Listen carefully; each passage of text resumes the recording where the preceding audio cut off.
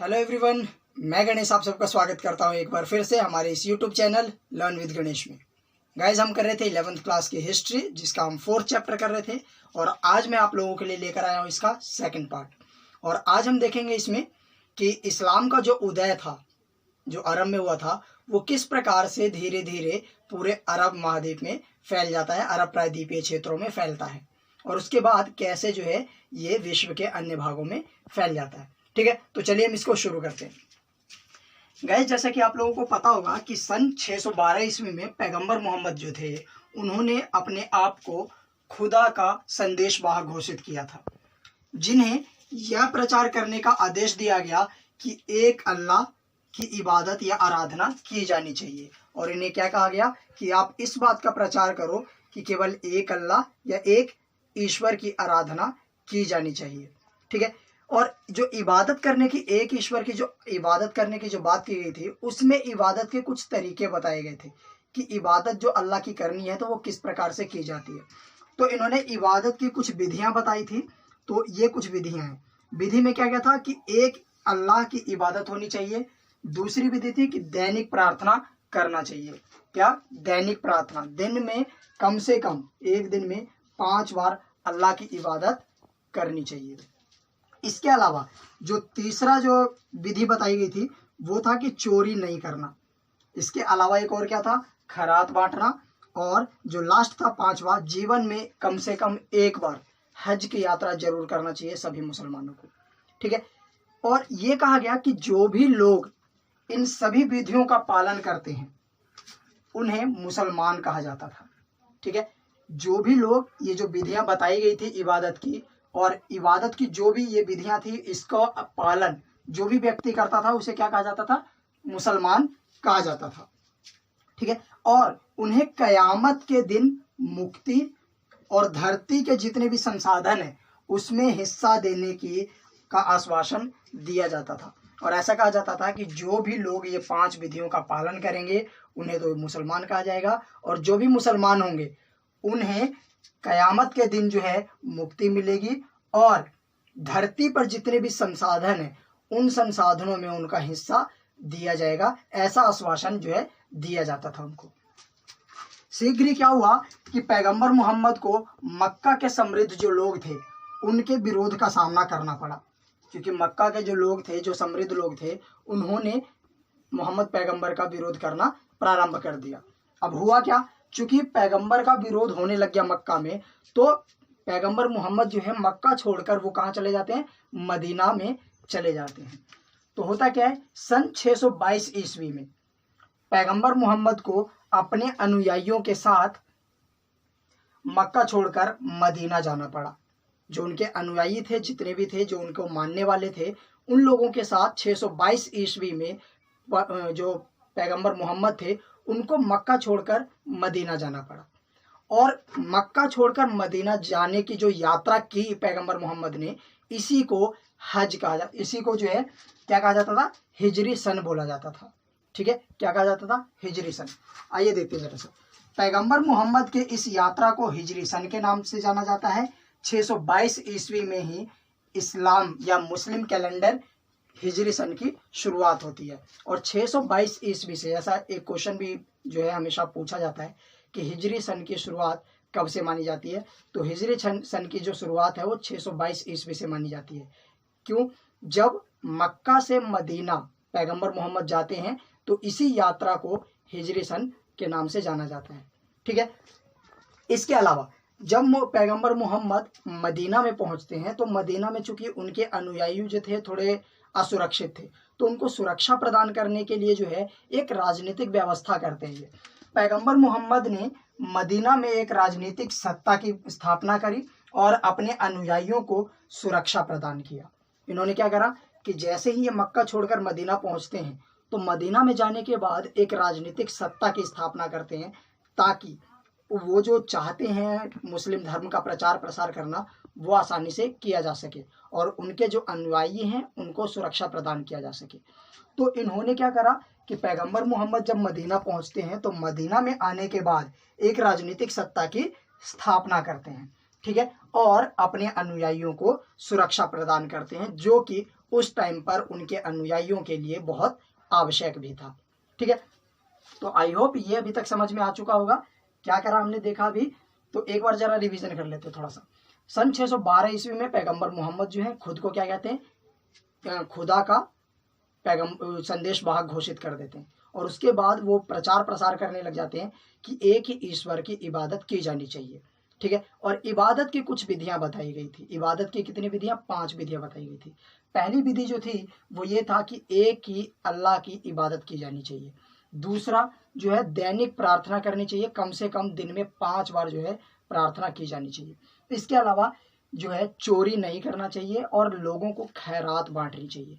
साथ ही साथ पूरे जीवन में कम से कम एक बार जो है मक्का की यात्रा की जानी चाहिए। ठीक है, तो ये जो है सारे एक बार जो हज की यात्रा है वो करना चाहिए। तो ये 5 जो विधियां थी, और जो व्यक्ति इन विधियों का पालन करता था उसे मुसलमान कहा जाता था। और मुसलमान जो है इन्होंने जो है मुसलमानों को क्या कहा था कि जो भी व्यक्ति जो है इन विधियों का पालन करेगा उनको कयामत के दिन मुक्ति मिलेगी, और जितने भी संसाधन हैं इस धरती पर उसमें उनको हिस्सा मिलेगा। परिणाम स्वरूप हुआ क्या कि जितने भी मक्का के धनी समृद्ध वर्ग के लोग थे उन्होंने मोहम्मद पैगंबर का विरोध करना शुरू कर दिया, जिसकी वजह से उनको 622 ईस्वी में मक्का छोड़कर मदीना जाना पड़ा। और मदीना जो जाते हैं इसी यात्रा को हिजरी सन कहा जाता है, और तभी से हिजरी सन यानी कि इस्लामिक कैलेंडर की शुरुआत मानी जाती है। ठीक है, तो यहाँ पर जब दिक्कत आती है और वो मक्का से जब मदीना आते हैं तो मदीना में आकर मोहम्मद पैगंबर जो है वो क्या करते हैं कि एक राजनीतिक सत्ता की स्थापना करते हैं, ताकि जो उनकी जो सोच थी कि हमें इस्लाम का जो एक तरीके से विस्तार करना है उसको प्रचार प्रसारित किया जा सके, और साथ ही साथ जो उनके अनुयायी हैं उनकी सुरक्षा भी की जा सके। ठीक है, इसके आगे क्या होता है, तो शहर में चल रही कला, हाँ यहाँ पर जो है क्या करते हैं पैगंबर मोहम्मद जब मदीना में पहुंचते हैं तो एक तो राजनीतिक सत्ता की स्थापना करते हैं, इसके अलावा एक और काम करते हैं कि शहर में जो मदीना में जो कला चल रही थी उस कला को सुलझाते हैं। ठीक है, शहर में चल रही कला को सुलझाया। कौन सी कला चल रही थी, तो बौद्धवादी और यहूदियों के बीच में जो है कला चल रही थी, उस कला को इन्होंने सुलझाने का काम किया। इसके अलावा उम्मा को एक बड़े समुदाय के रूप में बदल दिया। जो उम्मा थे उनको एक बड़े समुदाय के रूप में बदल दिया, ताकि मदीना के बौद्धवादियों और यहूदियों को पैगंबर के राजनीतिक सत्ता या राजनीतिक नेतृत्व के अंतर्गत में लाया जा सके। तो यहाँ पर अगर हम देखें तो इन्होंने अरब में इस्लाम धर्म के प्रचार प्रसार के लिए कई कदम उठाए। पहला कदम क्या था, तो इन्होंने तो है सबसे पहले मदीना में आकर एक राजनीतिक सत्ता स्थापित करी। इसके बाद इन्होंने दूसरा काम क्या करा कि जो शहर में जो मदीना में जो कला चल रही थी उस कला को इन्होंने सुलझाया। इसके अलावा अगला काम क्या करा, तो उम्मा को एक बड़े समुदाय के रूप में बदल दिया, ताकि मदीना के जो बौद्धवादी थे और यहूदी जो थे जिनके बीच में कला चल रही थी उन दोनों को पैगंबर के राजनीतिक नेतृत्व के अंतर्गत लाया जा सके और उनको मुस्लिम में परिवर्तित किया जा सके। पैगंबर मोहम्मद ने कर्मकांडों को और नैतिक सिद्धांतों को परिष्कृत किया, उसको शुद्ध किया, उसको उसमें जो कमियां थी उसको दूर किया, और अपने धर्म जो इस्लाम धर्म था इस्लाम धर्म को अपने अनुयायियों के अनुकूल बनाया।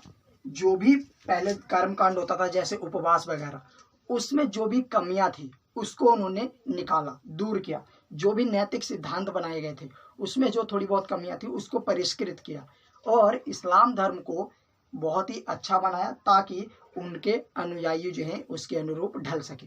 ठीक है, इसके अलावा मुसलमान जो हैं मक्का के काफिलों के, मक्का में जो काफिले थे जहाँ से इनको भगाया गया था पैगंबर मोहम्मद को, वहाँ के काफिले जो भी थे उनके ऊपर, और निकट के नखलिस्तान होता है हरे भरे क्षेत्र, तो क्या करते थे जो मुसलमान थे मदीना के वो क्या करते थे कि मक्का में जो भी काफिले होता था जो भी ग्रुप होता था उसके ऊपर और निकट के आसपास के जो भी हरे भरे मैदान होते थे उसके ऊपर ये हमला करते थे। कौन? मुसलमान मदीना के जो थे।